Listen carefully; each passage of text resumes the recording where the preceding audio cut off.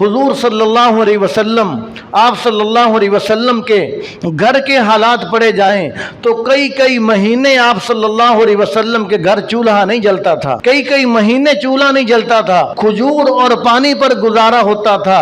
और आप सल्लल्लाहु अलैहि वसल्लम के चूल्हे के अंदर घास उग आया करती थी। ये हालत थी घर की।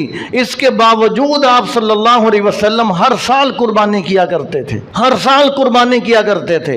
हर साल कुर्बानी करके अपनी उम्मत को बतला दिया कि देखो मेरी उम्मतियों, मेरे घर कई कई महीने चूल्हा नहीं जलता, इसके बावजूद मैं कुर्बानी कर रहा हूँ। लिहाजा ये इतना अफजल अल्लाह ताला को महबूब अमल है, ये अमल तुम्हारे हाथ से छूटने ना पाए। आप सल्लल्लाहु अलैहि वसल्लम हर साल कुर्बानी किया करते थे।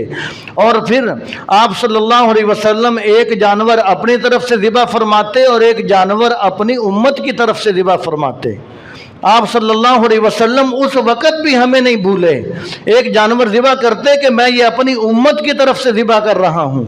तो हमें इससे ये सबक हासिल होता है कि अगर अल्लाह तबारक व तआला ने वुसअत दे रखी है तो मालदारों को चाहिए कि जहाँ अपनी कुर्बानियाँ करते हैं, अपनी कुर्बानियों के साथ आप सल्लल्लाहु अलैहि वसल्लम का हिस्सा भी रखा जाए, आप सल्लल्लाहु अलैहि वसल्लम की तरफ से भी कुर्बानी की जाए कि या रसूल अल्लाह, आप 1450 साल पहले हमें नहीं भूले, हमारी तरफ से कुर्बानी करते रहे, आज हम आपको कैसे भूल सकते हैं। अल्लाह का शुक्र है, अल्लाह ताला ने हमें माल दिया है, हम आपके नाम की कुर्बानी ज़रूर करेंगे।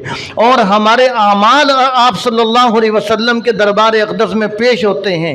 जब हमारे अमल पेश होंगे तो आप सल्लल्लाहु अलैहि वसल्लम खुश होंगे, खुश होकर हमारे लिए इस्तिग़फ़ार भी करेंगे, दुआए मग़फ़िरत करेंगे, हमारे लिए दुआएं करेंगे। तो इसलिए हमें चाहिए कि अगर मालदारों के पास अगर माल है, वुसअत है, तो आप सल्लल्लाहु अलैहि वसल्लम की तरफ से भी कुर्बानी की जाए।